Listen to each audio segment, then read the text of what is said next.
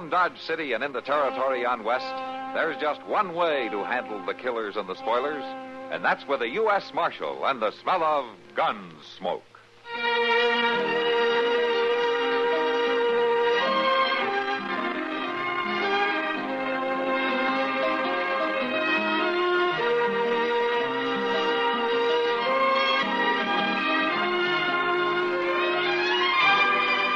Gunsmoke, starring William Conrad. The story of the violence that moved west with young America.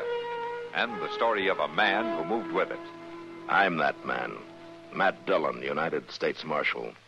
The first man they look for and the last they want to meet. It's a chancy job, and it makes a man watchful. And a little lonely.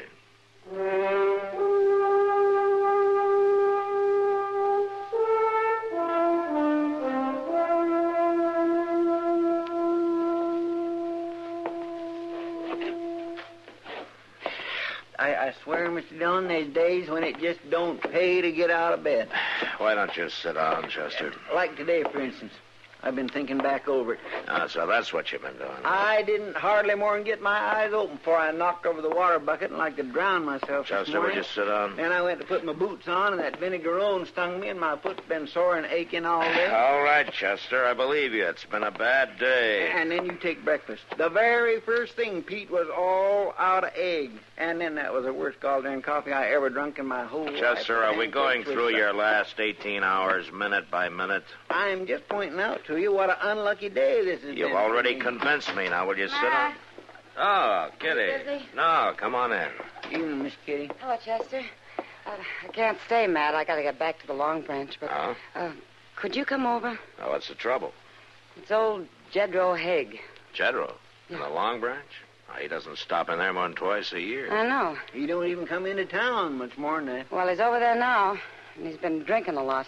All alone. Won't talk to anybody, but he's real upset about something, Matt. Oh? Yeah, I thought maybe you could straighten him out. Oh, Kitty, I'm not so sure. Well, I am, Matt. He's got a gun stuck in his belt. Oh. All right, Kitty, I'll be right over. Thanks, Matt. I'll see you there. There you are. It's just like I said, Mr. Dillon. This day started bad, and it's going to end bad. Well, just for once, Chester, you might be right.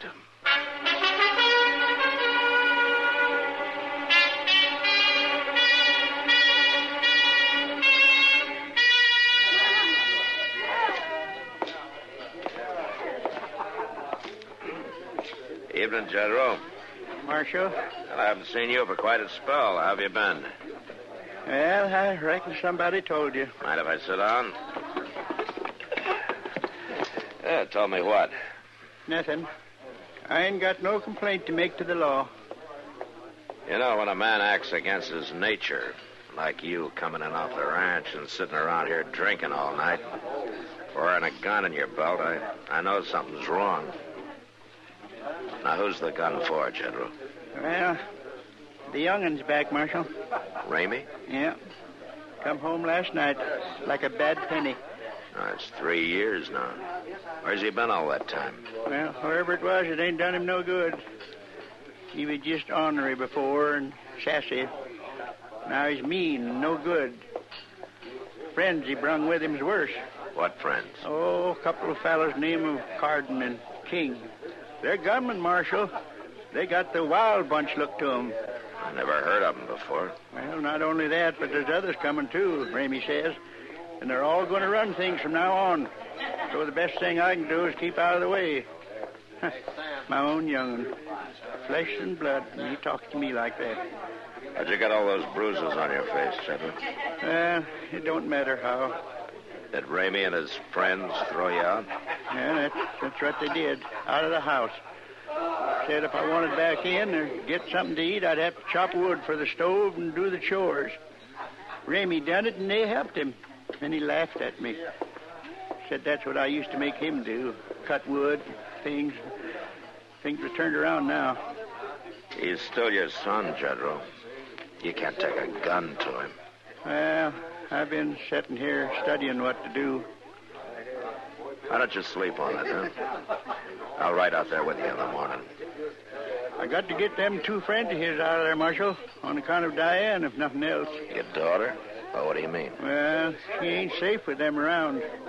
I seen how they looked at her. She just ain't safe. But her brother's there. He'll look out for her. He's changed, Marshal. Well, not that much. I ain't so sure.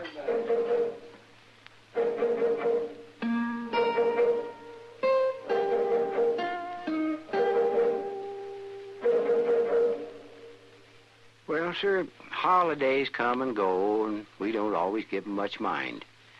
But there is one that most everybody takes time for. Because it brings out a little human goodness and friendliness for a spell, person to person. That's why the post office made up this special 1966 stamp I got in my album here, honoring the spirit of Christmas. Oh, I like this one. Yes, sir. This stamp's from a fine painting of that first Christmas way back that's in the National Art Gallery in Washington, D.C. It's the 5th one in a series marking the holiday season, and it comes out, rightly enough, in the town of Christmas, Michigan. Well, of course, we all enjoy the family gatherings, the gift giving, and the fun that goes with it. But the real thing is that the idea kind of spreads around all over. Yeah, there's a Muslim festival same time of year called Eid al-Fitr. The Jewish people celebrate Hanukkah, and the Buddhists have the Festival of Lights. And lots of Hindus make Christmas a time of goodwill. Well, I guess it's not what you call it, but what you do about it that counts.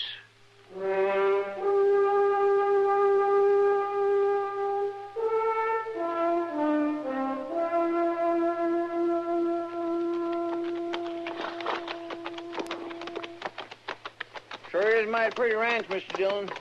Too bad old Jedro's getting thrown out after working so hard on it. Yeah. I can't figure what young Ramey wants with it anyhow. He ain't the kind to work for a living. Maybe he's not planning to, Chester. Could make a good base for a gang of outlaws. Outlaws? Yeah, he brought 2 gunmen back with him.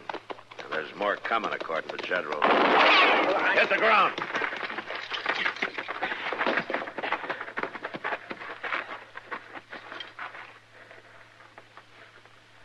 Come from that brush up on the ridge, look like. Yeah. There sure ain't much cover here. I think he's in that rock pile there. I think maybe you got him, Mr. Dillon. Yeah. Come on, Chester. Sure didn't count on nothing like this happening. Neither did I. He's just laying there, not moving. Reckon he's dead. Now, wait a minute. There's somebody coming. Yeah. Here. Get around back of these boulders. Yeah. We'll just let them go on past. There's no use taking chances. Yes, sir.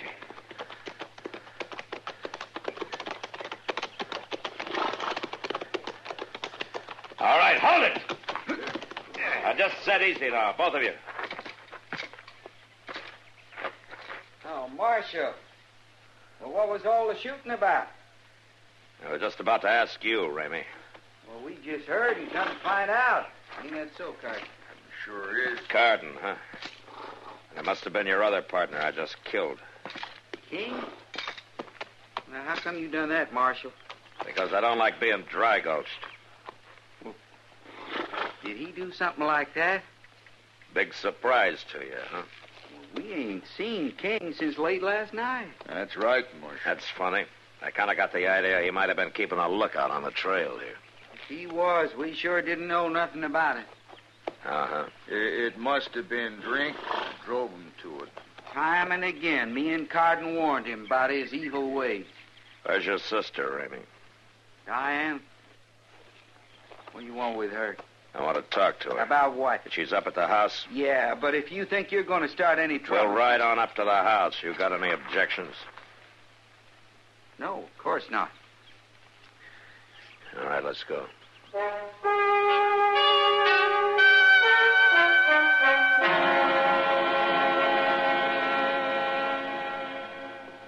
But, Marshal, I don't want to go into Dodge. Where'd you get such an idea? From your father. He thought you might want to get away from here for a while. Pa's getting old and soft in the head. Diane likes it here, and she's going to stay home where she belongs, ain't you, Diane? Yes, Ramey. You don't have to stay, Diane. Understand that. If Ramey or Carden here have threatened you, you can forget it. I'll see that you're protected. Threatened her? Why, I'm her brother. Marshal, I wouldn't hurt her. Ain't that right, Diane? Yes. That's right, Ramey. And old Jedro's your father, Ramey, but that didn't keep you from beating him up and throwing him out of the house. Now, there, you see. Pa is losing his wits. Nothing like that happened at all, did it, Carden? Of course not. Diane? No, nothing like that. Pa just left, that's all.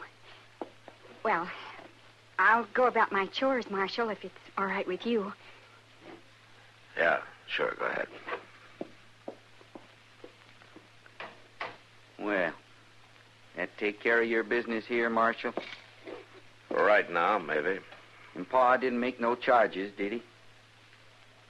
No. And I say you got no reason to be on our land. I'll see you, Ramey. Real soon, more than likely.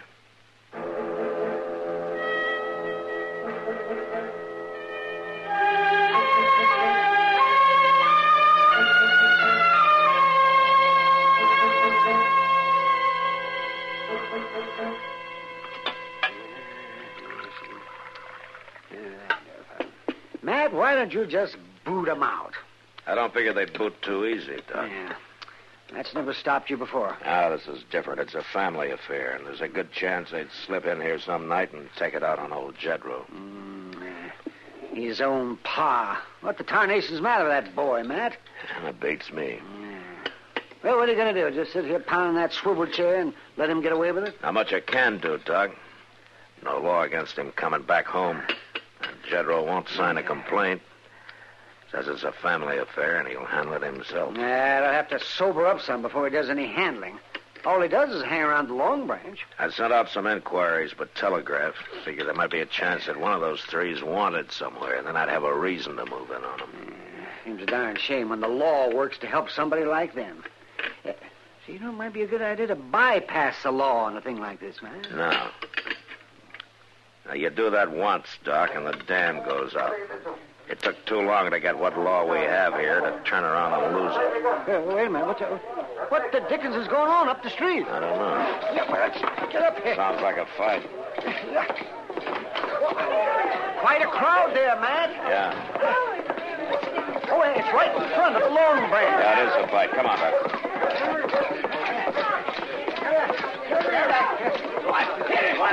Now, let me through here. One side. All right, move back now. That's the marshal. All right, hold it, Carden. Don't kick him again. I'll kick his head.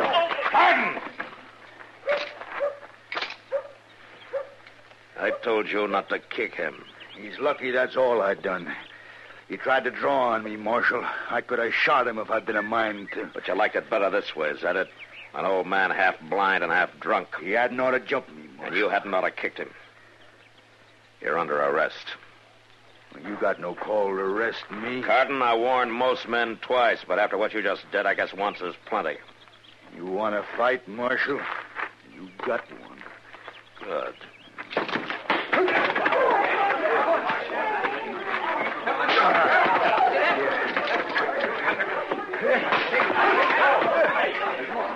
Have you had enough? I'm gonna kick your guts out. And I'll drop on him.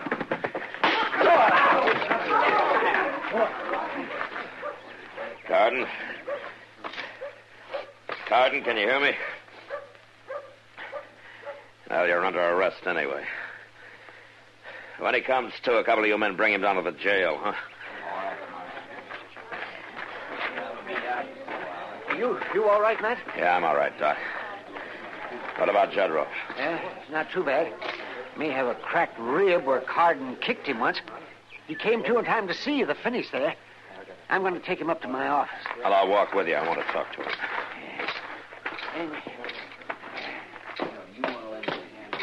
Hey. Can you make it to my place?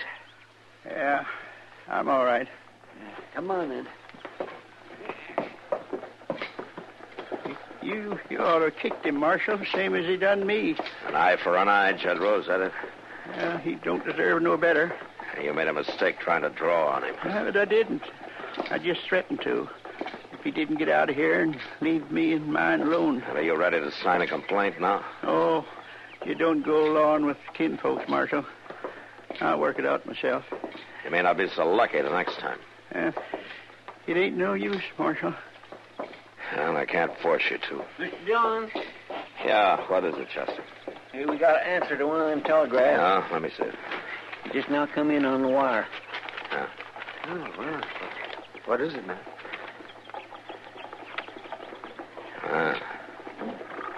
Ramey, Carden, and King are wanted in Las Cruces for the murder of a bank guard. They hadn't sent a bulletin here because they thought they were in California. Murder? Oh, my boy wouldn't kill anybody, Marshal. I'm sorry, Jedro. But I gotta bring him in now.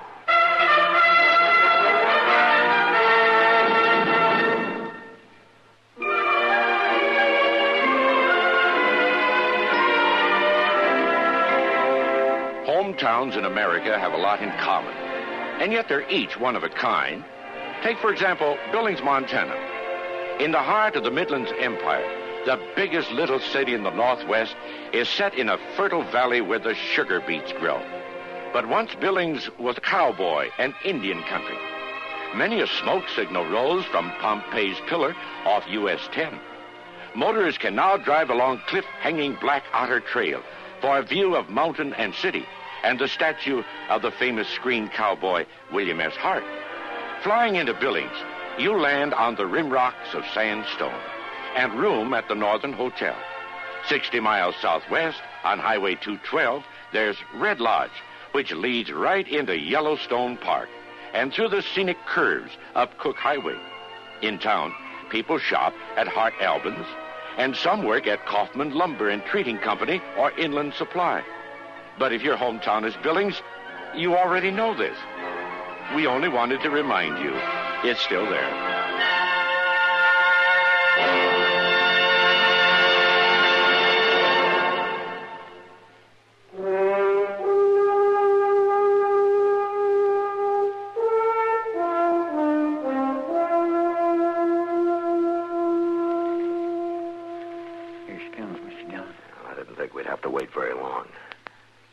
See Ramey doing the milking.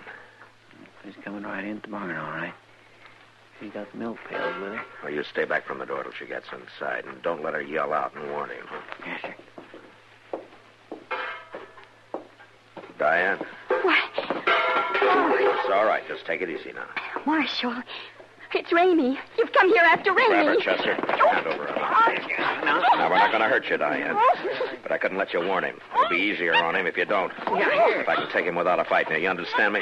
No. Now, Chester's going to take his hand away. But if you try to yell, we'll have to stop you. All right, Chester. Yeah, there now. I'm awful sorry we scared you. What are you after him for, Marshal? It's his home. He's got a right to be here. I'm afraid it's a bit more serious than that now. Yes, but he's still my brother. That's why I stayed to see if I could help him. Didn't he threaten you? Well, yes, but Ramey always did talk mean like that. It's more than just talk, Diane. Oh, it's not his fault, Marshal. It's them two men with him. Wait a minute. Ramey, come on out of that house. Joe Jedro. Yeah. Jesse, you stay here with Diane. I'm going out the side door of the barn and see if I can slip up there by the porch. All right, so Mr. Dillon. Now, they want me to stand easy here. We'll start in. You hear me, Ramey? What are you doing back here, you old fool? You got no call to talk that way to your pa. Going back to town and stay there. There ain't no room for you here. I got plans for this place. No, you ain't, Ramey. Now, you're all alone now. King's dead, and Carter's in jail. And the marshal's on his way out here to take you in for murder. Who told him about that? You? No, I didn't know nothing about it. If I thought it was you, I'd put a bullet through your head right now. Hold it, Ramey. You brought the marshal here, you sneaking old liar. No, please, Ramey, don't shoot. Drop the gun, Ramey! No.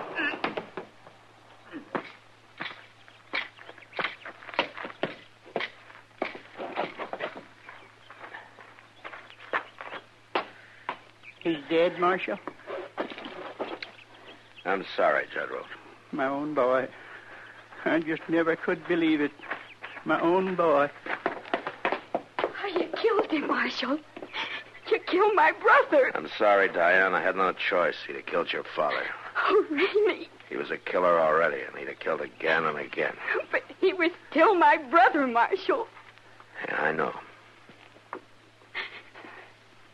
Oh, Pa, why can't everything be like it was when we was little? I don't know, Diane, honey. I just don't know.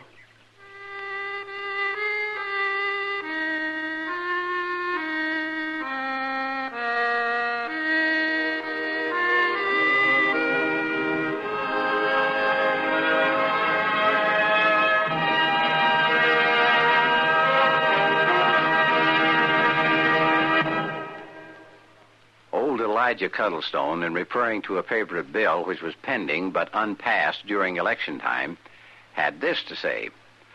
Now, I want you to know, everyone that is, that it matters not. It does not matter if I am elected or not. This bill will be passed.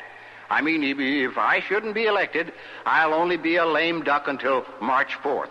That is, I won't be a dead duck until then, and I'll still get the bill passed, a lame duck though I might be. Well, what Elijah was referring to was that up until 1933, members of Congress who failed to be reelected in November still held office until the following March. In sufficient strength, they could have passed or proposed legislation embarrassing to the administration. So, from a time predating our revolutionary days, the woodsman maxim, never waste powder on a dead duck, has evolved to such well-known usage as he's a dead duck, and further to lame duck, as in lame duck amendment.